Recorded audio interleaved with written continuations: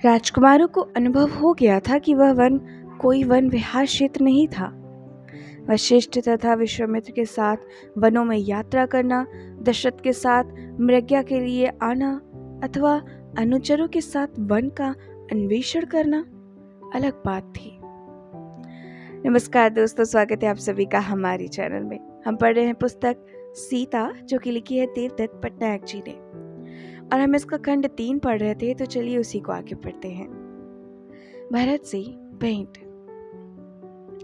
अब वन में घूमने का अर्थ था कि उन्हें असमतल भूमि पर तीखे और नुकीले पत्थरों व कांटेदार झाड़ियों के बीच सर्पों व बिच्छुओं से बचाव करते हुए, स्वयं अपने लिए भोजन और जल की खोज करते हुए वृक्षों तले धरती पर सोना व खुले आकाश के चंदोवे के नीचे रहना था। निरंतर शिकार करने वाले पशुओं से सावधान रहना भी जरूरी था, क्योंकि वन के पशु नहीं जानते थे कि वे दशरथ की संतान हैं। कभी कभार उनकी भेंट तपस्वियों से हो जाती, जैसे वे गंगा तथा यमुना के संगम प्रयाग पर भारद्वाज ऋषि से मिले, जिन्होंने उनकी परिस्थिति के लिए सहानुभूति प्रकट की और उन्हें परामर्श दिया कि उन्हें वन में अपना समय सार्थक रूप से कैसे बिताना चाहिए। वनवास में 2 चंद्र, राम व सीता, वट वृक्ष के तले विश्राम कर रहे थे। लक्ष्मण एक शाखा पर बैठे पहरेदारी कर रहे थे। अचानक उन्हें शंख तथा नगाड़ों की ध्वनि सुनाई दी।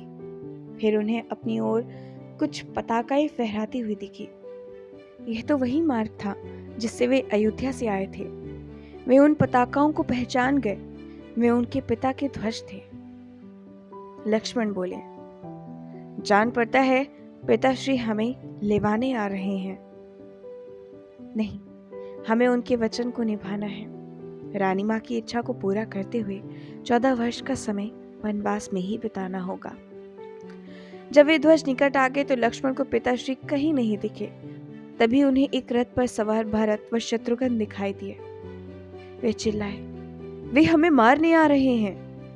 नहीं, राम बोले। इस दौरान वे भी एक वृक्ष पर चढ़ गए थे। सावधानी से देखो, उनके पास कोई शस्त्र नहीं है, और देखो उनके सिर मुंडे हुए हैं। लक्ष्मण ने मुड़कर राम की ओर देखा। उनका मुख म्लान हो उठा। क्या आपको लगता है? राम वृक्ष से नीचे उतरे। उनके कंधे ढुलक गए थे। ऐसा लगता है कि पिताश्री संसार में नहीं रहे। सीता उन्हें सांत्वना देने दौड़ी। इससे भी विकट परिस्थिति क्या हो सकती थी? वे ऐसा कर सकते हैं। हो सकता है कि भरत योद्धाओं के दल के साथ आ रहा हो। यह सोचकर लक्ष्मण ने अपना धनुष उठा लिया। राम बोले, नहीं लक्ष्मण, भरत पर विश्वास रखो। वह भी तो दशरथ का पुत्र है, और कैकेयी का भी, लक्ष्मण ने कहा।